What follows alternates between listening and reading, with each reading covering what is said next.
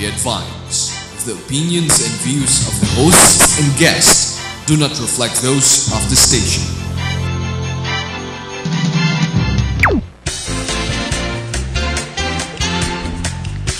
Hello everyone!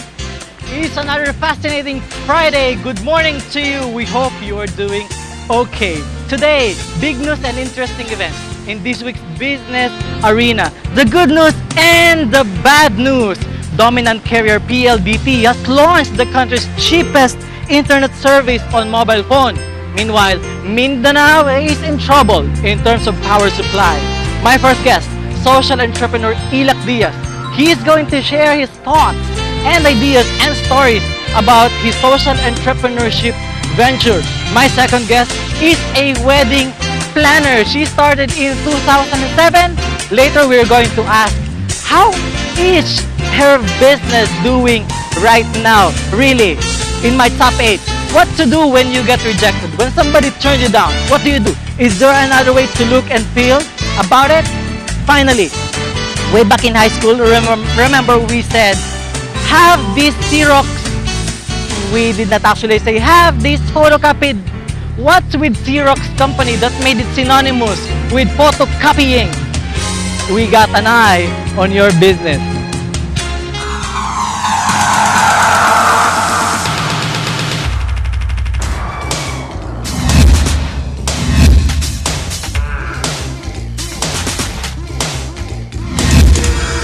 Live from the Global News Network studio in the Philippines, here's your business evangelist and host, Lloyd Luna.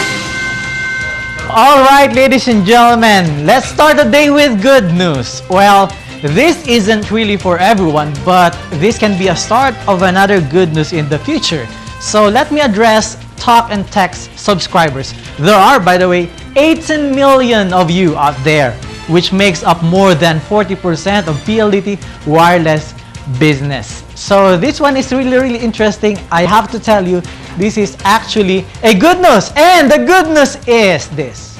You can now surf the web, and that means you can use the internet for 5 hours for only 30 pesos. How much? 30 pesos. Are you kidding me? Well, unfortunately, no. It's what their statement actually said. And personally, I think they are really serious about taking this to a war. Remember, these wireless carriers compete tightly in mobile internet, especially with the advent of social media. I think some of them were even encouraged by Facebook and Twitter when mobile companies saw how addicted people are in these social media platforms. I believe there was a moment of, So they started to join the craze and give people what they want. Well, not necessarily what they need, but sure, they are giving us what we want. So why is this a good news? And most probably be a prelude to another good news in the future? Well, because another networks won't allow PLDT to take or get their market share. You know what I mean? So I think what they are planning to do actually now is to gather their best people and design a strategy to match this 30 peso per 5-minute surfing promo. And because they won't allow this to happen, Globe and maybe Sun Cellular subscribers can just wait for or before their turn is on. It will take some time, but it will come. Don't worry, nothing to worry about.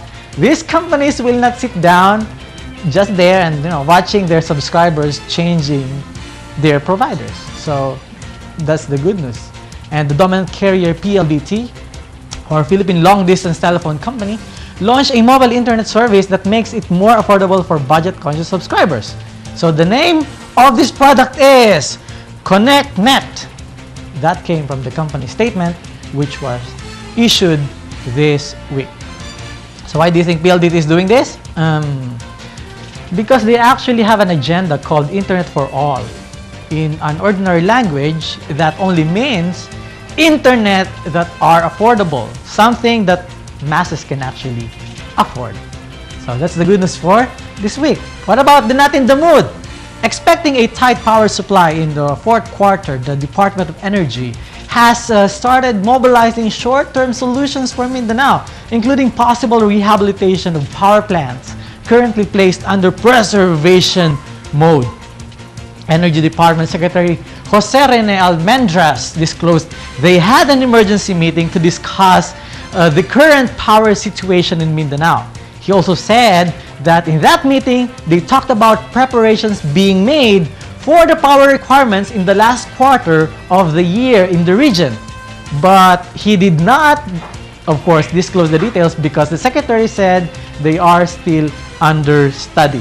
So basically, that's what the statement said. So why is this a bad news? Obviously, because we are somehow dependent on this region.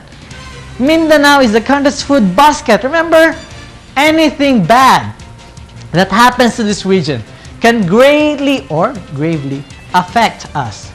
Take, for example, the cost of vegetables in the market. If the supply comes from Mindanao and they are affected by this power shortage, then we pay an extra cost. Obviously, the prices can get high. We don't want that to happen. And of course, nobody wants that to happen. That's why this bad news was acted upon immediately by the government. Well, at least this is the good news inside the bad news. Will it change the outcome? Honestly, it should. At least we're able to prepare and plan for anything worse, heaven forbid, before it actually happens. Mindanao sources more than half of its electricity requirements from hydropower sources, which the Agus Pulangi hydropower complex. It is dependent on these hydroelectric power plants because of its affordability, but crises like El Nino can really take a serious effect on these plants too. We should closely monitor and focus on this issue, and the government should be extra careful at handling this one because this can get worse even before it gets better. That's the good news, and I'm not in the mood for this week. Now, for my first guest.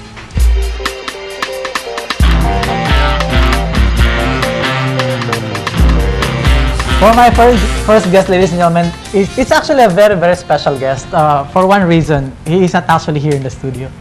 And when I say he's not here, I actually made an interview with him at the World Trade Center. And I don't know if you've heard about Illac Diaz. He's actually a social entrepreneur. So if you're kind of familiar with social entrepreneurship, this guy is the guy. He's actually educated in the US, and now he's just coming back in here, and he's recognized internationally as a global youth leader doing the social entrepreneurship. So I'm going to put up on screen my interview with Illac Diaz. Watch.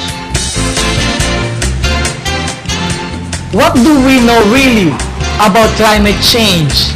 20 typhoons hit the Philippines yearly. 30 years ago, the wind speeds is equivalent to 100 to 150 kilometers per hour. And in recent years, wind speeds is equivalent to 200 plus kilometers per hour.